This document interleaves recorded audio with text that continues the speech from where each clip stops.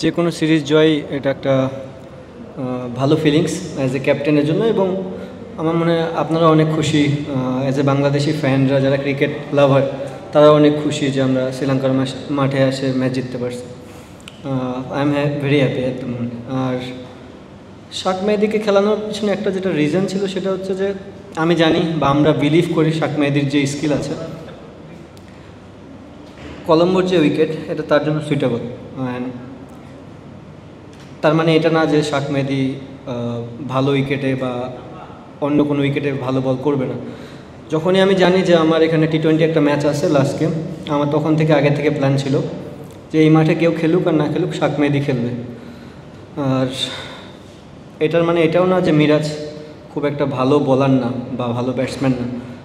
Condition যতই ভালো হোক, শাক মেহেদী যতই ভালো পারফরমেন্স করুক, অ্যাজ এ টিম যখন আমি লিডার টিম বানাবো আমি চেষ্টা করব সারফেসটার উপর চিন্তাভাবনা করে। যদি আমি মনে করি সারফেস বোলিং ফ্রেন্ডলি হবে, আমি ডেফিনেটলি সব ম্যাচ শাক মেহেদীকে খেলাবো।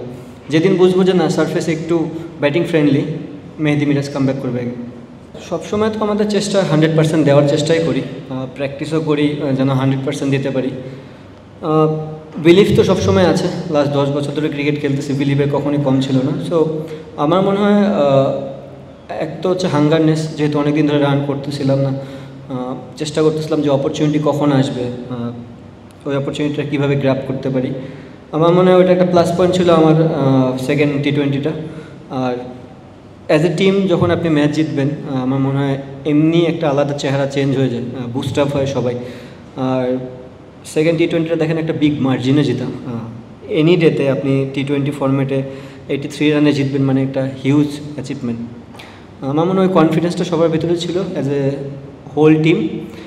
আমরা বিলিভ করি যে আমরা ভালো ক্রিকেট খেললে আমরা জিততে পারবো। সো আমার মনে হয় ওখান থেকে এই জিনিসটা আগে বলেছি যে আমার হাতে চেষ্টাই আছে।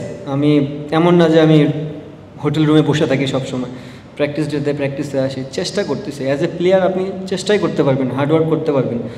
কিছু কিছু সময় আপনার উপরে যে গড আছে তার একটা লাক ফেভারও দরকার পড়ে। তো আমার কাছে মনে হয় আমার সেকেন্ড দিনটা আমার একটু লাক ফেভার ছিল।